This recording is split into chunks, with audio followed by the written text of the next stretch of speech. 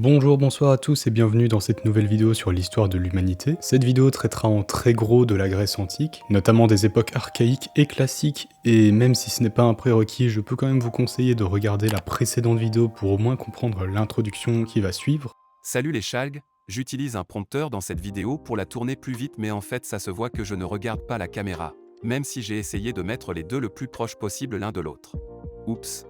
Je n'ai pas le temps de tourner la vidéo une deuxième fois et de toute façon je ne l'aurais pas fait, alors bonne chance. Et démarrons. Dans la précédente vidéo, nous nous étions quittés sur les invasions doriennes, qui firent entrer la Grèce dans une époque qu'on appelle les siècles obscurs. Alors cette période est parfois considérée comme un creux après l'effondrement de la civilisation mycénienne et avant la formation des cités-états grecques. D'ailleurs, la fin de la civilisation mycénienne marque également la fin des civilisations palatiales, la fin de l'utilisation du linéaire B, l'alphabet qui était utilisé à l'époque par les Mycéniens, et d'ailleurs leur effondrement marque même la fin de l'écriture tout court pendant un certain temps. Il faut aussi remarquer une certaine baisse dans les échanges diplomatiques et surtout commerciaux avec les puissances du Proche-Orient. Finalement, l'époque archaïque, qui débute à peu près 400 ans plus tard, est vue comme un renouveau en Grèce antique. En effet, c'est à cette période que les Grecs se rassemblèrent en cités-états de même langue et de même culture, formées autour de villes se faisant la guerre les unes aux autres. Les deux cités les plus importantes et surtout les plus connues étaient Sparte, réputée pour sa puissante armée, et Athènes, quant à elle, réputée surtout pour son importance commerciale. Ce sont les deux cités-états qui sont restés les plus connus à l'heure actuelle. C'est également à cette époque-là que les premiers Jeux olympiques eurent lieu en 776 avant Jésus-Christ, dans la cité grecque d'Olympie. On y pratiquait la course, le saut, la boxe, la lutte, les courses de chevaux et de chars, ainsi que le lancer de disques et de javelots. La compétition avait lieu dans la cité une fois tous les 4 ans. Et pour rester dans les arts, c'était à peu près à la même période que naquit le théâtre et les premières grandes pièces qui étaient jouées lors des festivités religieuses. La Méditerranée de l'époque était sous influence phénicienne, un peuple qu'on pourrait situer dans l'actuel Liban. Et c'est d'ailleurs l'alphabet phénicien qui inspira les alphabets grecs archaïques qui évoluèrent pour devenir le grec ancien dont on entend souvent parler. Les Grecs fondèrent des colonies en Méditerranée sur les côtes que les Phéniciens avaient délaissées. On les retrouva donc en Libye, le long des côtes de la mer Noire, dans le sud de la péninsule italique et au sud de la Gaule où les Grecs fondèrent la cité de Massalia, que vous connaissez plutôt sous son nom actuel, Marseille. De l'an 600 à l'an 265 avant notre ère, ont eu lieu les nombreuses guerres gréco-puniques entre la cité de Syracuse fondée en Sicile par les Grecs et la cité de Carthage fondée par les Phéniciens en Afrique du Nord. Et alors j'en profite très rapidement pour dire que j'espère que vous n'entendez pas de musique de fond, mais ça fait 2 jours que mon voisin du dessous m'empêche de tourner en mettant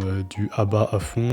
Du coup j'avais plus le choix, j'étais obligé, c'était mon dernier jour pour enregistrer et j'espère que ça va pas s'entendre dans la vidéo. Donc les guerres gréco-puniques étaient menées pour le contrôle de la Sardaigne, de la Sicile et du nord de l'Afrique. Au niveau des sciences également, l'époque archaïque est très importante puisque pour la première fois de l'histoire, des hommes vont chercher des causes matérielles aux événements alors qu'avant on se contentait de dire que les choses se passaient ainsi parce que les dieux le voulaient. C'est donc à cette époque que de grands noms des sciences émergèrent, avec au 6e siècle avant Jésus-Christ par exemple un certain Thalès de Milet qui se fit connaître. On lui attribue certains exploits comme le calcul de la hauteur de la Grande Pyramide ou la prédiction d'une éclipse solaire, ainsi que le théorème de Thalès que vous avez probablement dû apprendre à l'école. Mais bon, il est quand même important de rappeler que la plupart de ces soi-disant exploits sont probablement plus des légendes que des faits avérés. Il fut l'auteur de nombreuses recherches mathématiques, notamment en géométrie avec son théorème. Un autre personnage important de l'époque fut Anaximandre. Il est le premier grec connu à avoir tenté de décrire et d'expliquer l'origine et l'organisation de tous les aspects du monde d'un point de vue seulement scientifique. Et il fut également le dessinateur de la première map monde que je vais vous afficher. Alors oui, elle était pas très complète. Un autre savant très connu de l'époque et que vous connaissez forcément est Pythagore, qui laissa son empreinte dans de nombreux domaines dont les mathématiques, avec encore une fois le théorème de Pythagore, qui est lui aussi toujours étudié à l'heure actuelle à l'école. Il fut forcé de s'exiler et quitta la cité de Milet qui était un peu comme la cité du savoir à l'époque grecque. Les Perses de l'Empire achéménide arrivèrent en Anatolie autour de 540 avant notre ère. Les Grecs perdirent leur cité-état présente sur les côtes qui furent dominées par les Perses. La cité de Milet faisait d'ailleurs partie de ces cités-états présentes en Anatolie. Alors les savants furent forcés de fuir vers la Grèce continentale lors des invasions. C'est le début de l'époque classique. C'est à la même période que l'on peut noter la naissance de la première monnaie grecque à Athènes, avec le drachme athénien. À la fin du 6e siècle avant Jésus-Christ, les Athéniens renversèrent les tyrans qui les dirigeaient, et c'est après ça que vit le jour la démocratie athénienne, encore considérée à l'heure actuelle comme la première démocratie au monde. Qui dit démocratie dit institution démocratique. On vit la naissance de plusieurs institutions, la première étant l'Ecclésia, une assemblée citoyenne à laquelle tous les citoyens pouvaient participer, en proposant des lois ou en les votant à main levée. Il y avait avait également le boulet qui siégeait sur l'agora, examinait les propositions de loi, les préparait et donnait son accord pour leur vote. Le boulet était chargé de gérer les constructions publiques et les fêtes athéniennes. Les magistrats étaient au nombre de 600 et étaient également tirés au sort. Leur mandat durait aussi 1 an et ils se chargeaient en gros de faire appliquer les lois. Et parmi les 600 magistrats, on y retrouvait les 10 stratèges qui étaient élus par l'Ecclésia et qui étaient chargés de s'occuper de toutes les questions militaires d'Athènes. Et enfin, la dernière institution était l'Héliée, un tribunal de 6000 membres chargé de rendre la justice. Et ces membres étaient encore une fois tirés au sort. À cette époque, on retrouve Périclès qui est considéré comme le père de la démocratie athénienne. C'est Périclès qui mit plus tard en place un salaire pour les membres des institutions pour que même les plus pauvres de la cité puissent les rejoindre et participer aux institutions. D'ailleurs, c'est également lui qui fit construire le Parthénon, un impressionnant temple dédié à la déesse Athéna et érigé au sommet de l'Acropole qui existe encore à l'heure actuelle. Malgré une domination perse plutôt calme, la cité de Milet voyait fuir ses intellectuels et les Grecs ioniens continuaient de considérer les Perses comme des barbares. Alors Aristagoras de Milet, qui était le dernier tyran de la cité de Milet, qui était également le gendre de l'ancien tyran de cette cité, ancien tyran qui était retenu prisonnier par le roi perse. Quand je parle de tyran, c'est pas un sens péjoratif comme on l'a à l'heure actuelle, c'est juste comme ça qu'étaient appelés les dirigeants des cités grecques. Il rassembla les cités ioniennes avec pour objectif d'acquérir l'indépendance des cités grecques ioniennes et tant qu'ils y étaient de reprendre Byzance et Chypre aux mains des Perses. Alors Aristagoras voyagea en Grèce européenne pour trouver du soutien, mais Sparte et Athènes étaient toutes les deux embourbées dans de grosses instabilités internes. Malgré ça, Athènes envoya quand même 4000 hommes. Alors après l'échec de la révolte des cités ioniennes, les Perses s'en prirent à Athènes qui fut accusée d'avoir soutenu les Ioniens, ce qui était plutôt vrai, et c'est ce soutien qui entraîna les guerres médiques pendant une décennie, jusqu'en 479 avant Jésus-Christ. Le roi perse et son fils Xerxès tentèrent des expéditions militaires vers les cités grecques, mais furent à chaque fois repoussés par les Grecs qui s'étaient alliés en une coalition. La bataille la plus connue de cette guerre est évidemment la bataille des Thermopyles, en moins 480, où 300 Spartiates menés par Léonidas auraient mené une résistance symbolique et très efficace face aux armées perses. Mais rappelons quand même que c'est bel et bien une légende et pas un fait historique. Le roi Xerxès et ses troupes arrivèrent quand même jusqu'à Athènes, qu'ils mirent à sac, mais furent définitivement battus lors de la bataille navale de Salamine, où les Grecs étaient pourtant bien moins nombreux. C'est cette bataille qui marqua la fin de l'avancée des Perses en Grèce. Suite à ces guerres, la Ligue de Délos fut fondée par Athènes en 477 avant notre ère. C'était en gros une alliance militaire ayant pour but de combattre les derniers Perses et de les refouler hors des territoires grecs. La Ligue du Péloponnèse fut fondée par Sparte en réaction, et il y eut en gros une genre de guerre froide jusqu'à ce que les deux alliances entrèrent en guerre en moins 431 lors de la guerre du Péloponnèse. Il fallut près de 30 ans pour que la guerre se termine. Quand la flotte athénienne fut anéantie en 405 avant Jésus-Christ lors de la bataille d'Aigos-Potamos, les 3000 soldats athéniens furent exécutés et les Spartiates commencèrent le siège d'Athènes. En pleine famine à cause du blocus spartiate, les Athéniens capitulèrent l'année suivante, ce qui signa la fin de la guerre du Péloponnèse et la victoire de Sparte. Finalement, les Spartiates n'auraient probablement pas gagné cette guerre sans l'alliance conclue avec les Perses, dirigés par Artaxerxès, le fils de l'ancien roi Xerxès qui voulait se venger des Athéniens, et en profiter pour récupérer les cités ioniennes. Alors 9 ans après la victoire spartiate, les 4 cités grecques de Thèbes, Athènes, Corinthe et Argos déclenchèrent la guerre de Corinthe en se rebellant contre l'autorité spartiate, qui avait encore une fois le soutien des Perses. Les Perses qui changèrent encore une fois de camp quand ils virent les Athéniens et leurs alliés prendre le dessus sur les Spartiates, et finalement une paix fut signée en moins 387, laissant à Sparte l'hégémonie sur la Grèce, mais en rendant quand même une certaine indépendance aux 4 cités qui s'étaient rebellées contre elle. Durant ces 2 guerres, 2 personnages très importants dans les sciences sont à souligner. Le premier est Anaxagore, qui chercha notamment l'explication rationnelle des phénomènes naturels, et qui théorisa la fameuse loi de Lavalier 2200 ans plus tôt. Vous savez, la loi rien ne se crée, rien ne se perd, tout se transforme. Et comme beaucoup de savants grecs, il fut condamné à l'exil. Et le deuxième homme est Hippocrate, considéré comme le père de la médecine, et à qui on doit de nombreuses avancées dans le domaine, et surtout de nombreuses règles éthiques pour les médecins à travers le serment d'Hippocrate. De nombreuses théories scientifiques de l'époque qui s'avéreront plus tard vraies